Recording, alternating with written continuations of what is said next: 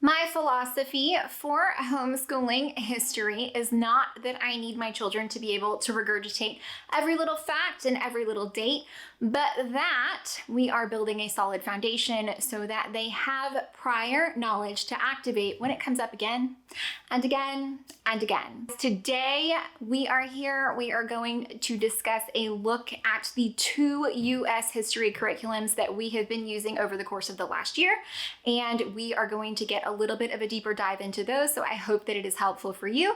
If you are new here, my name is Shauna, and we are a homeschooling family of four. This is Making Everyday Magic. We are in our 7th year of homeschooling. We have a 2nd and a 6th grader. And today we're going to look at two U.S. history curriculums. Guys, before we go any further, please scroll down, hit the big red subscribe button, turn on the bell for notifications, and give this video a thumbs up. As always, you can find me right on down in the comments or over on Instagram at Making Everyday Magic. If you are new here, you may not be aware that we started history very early.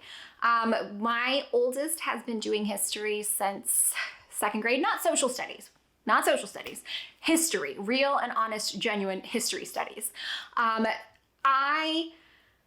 I don't love a social studies curriculum. I would rather that we were getting more history, and I do feel like social studies is covered quite a bit in our geography curriculum that we use, but we also do map studies. So for me, social studies, even in early elementary, I don't love it. So I would rather do history. So that is what we do.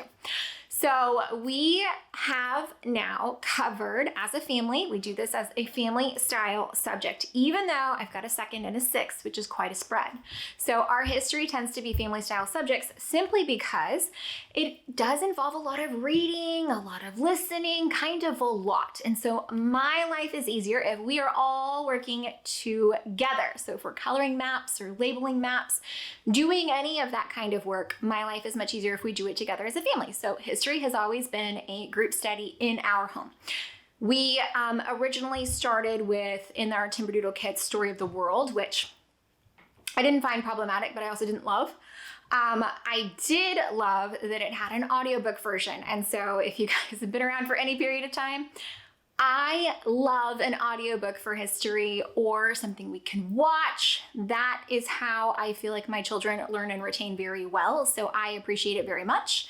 So after looking around from Story of the World, we found History Quest from Pandia Press, and I love it. I absolutely love it. We used early times, middle times, and now we've used U.S. history. Well, we're halfway through U.S. history. Pandia Press, their model is that they have an audiobook, which I love, and I had been waiting for the U.S. history audiobook to come out. They also have like a teacher's guide, like a study guide, and an actual printed text, and you can choose any piece of any of those that you want. You can choose a printed book or the PDF book. You can do any of that in any manner that you see fit. The very first year I did printed books, and I realized for making copies for the 2nd kid, the maps and things like that, the PDF version was much easier to utilize in that respect. The way that the History Quest is set up is there are 30 chapters. So 30 chapters that cover different time periods. So there's a chapter, like the learning of the history, and then it is followed by a history hop, which is essentially a first-person narrative account where you, a history hopper, time traveler, travel to that time period and you interact with someone from that time period who gives you a little bit more of an explanation into their daily lives or into big events that happened from their perspective. I love it. We loved it. We love it. We've enjoyed using it. This year for U.S. history, though, I do have to tell you, we did not get the study guide. Now, one of the things that's great about History Quest is that it is scalable. So if you want to use it like we are right now, where we are just doing, the only thing we're doing is we are listening to the chapters in the history hops via the audiobook in the car. That's it. That's all we're doing for this, okay? But by having this study guide and things like that, it does recommend further reading, other books you can read. There are recipes to help you make certain kinds of bread. There are activities. There are maps. You can map out what's happening. There's coloring for the history hop so you can make a book. There's things to plug in on a timeline. So it is scalable. You can do as little or as much as you want, and you could easily dive deep, and it could be just a huge, massive, crazy intense curriculum, amazingly thorough, especially for geared toward elementary age. So the early times is I don't think I have it pulled up, but it's 4 and 10, maybe I do. Okay, so early times is grades 1 to 6, History Quest middle times, grades 1 to 6, and then History Quest United States is grades 3 to 6. And you may be like, Shawnee, you have a second grader. I do, but she's already lived with us through everything else. So now it's time for this.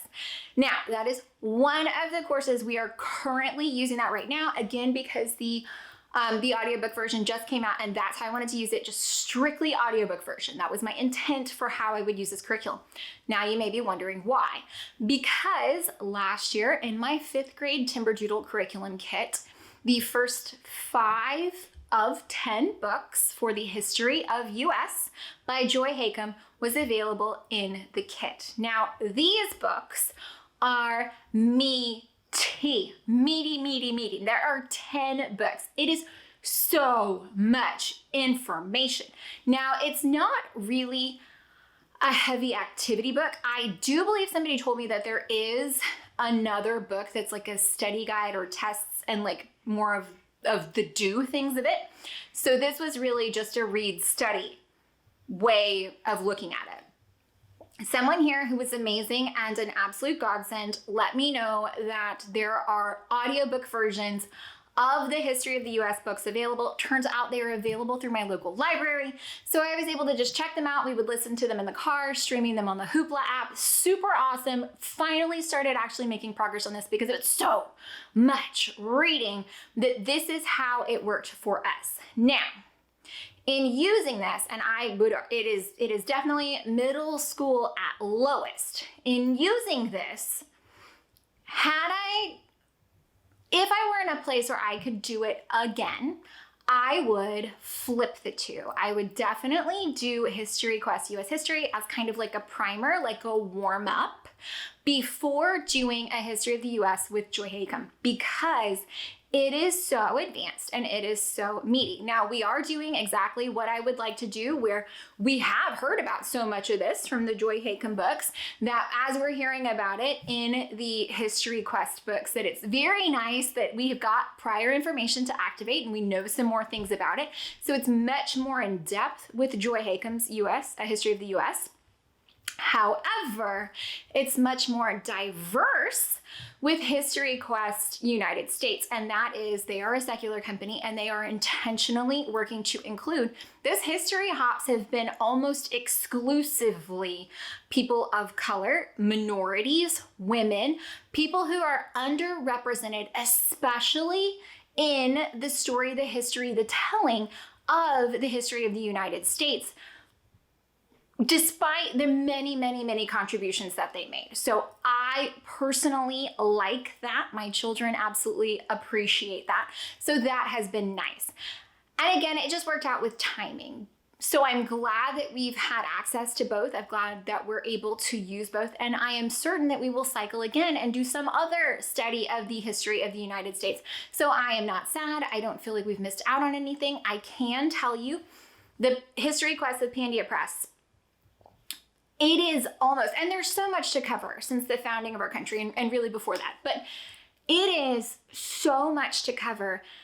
And they're only doing 30 chapters, right? Because that's kind of their model. So it is a breakneck speed, an absolute breakneck speed. But I do feel like it touches on the key points that will whet the palate for later. Whereas with the Joy Hakem, I mean, there was a whole book on just prehistory to the 1600s. The whole first book, we don't even get to the US yet, not even a little bit.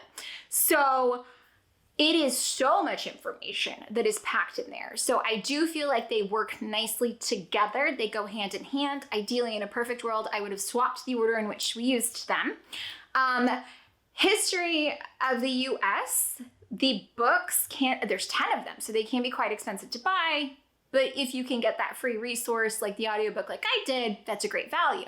History Quest from Pandia Press, their subjects, like their materials to use, are very inexpensive. They're very, again, scalable. You can get as much out of it as you possibly want to. Sourcing books can always be a little touchy, but they are very affordable and they run sales. They just have one in August. I'm pretty sure they'll have a Black Friday one. There's another one in the spring. They run sales quite often. So if you hit those just right, like 25% off, which is an absolute steal. So despite already doing a history of the US with Joy Haycom, I had no qualms about going ahead and getting the audiobook for History Quest US because I was like, you know what, listen to it, we'll love it, it'll be great. And that's exactly my intent and how I used it. They are very different, and I would recommend that you look at what you want to get out of it. If you want more meat and depth, History of the US. The audience is more mature. Absolutely. You can get as much meat and depth out of a History Quest US as much as you want to, as much as you're willing to source the materials and do the activities and all of that. Both are very good, but I would say that History Quest US should come before the other, if only to get you kind of primed. And again, I think the audience, younger and more mature, I think that's definitely how that would go. So I have had a lot of questions on that. I've had several questions on my opinion of either or both. So I wanted to let you know that. We are just over halfway through listening to the audiobook of History Quest US. It's amazing. I love it. It's so entertaining. It's really easy to use in the car. The chapters tend to average about like 15. They're under 20 minutes. So like a 15-minute chapter, 15-minute history hop. The audiobooks for the Joy Haycom series, for the most part, the chapters around 10 minutes until that last book, they just start piling everything in. And those chapters, I'm talking like 25, 30 minutes. So that was intense there at the end. Also, Okay, so at the time of filming this, I actually thought that History Quest would cover like more recent since it was just released. Turns out it also only goes through the early 2000s. So both programs cover 9/11 and then kind of stop.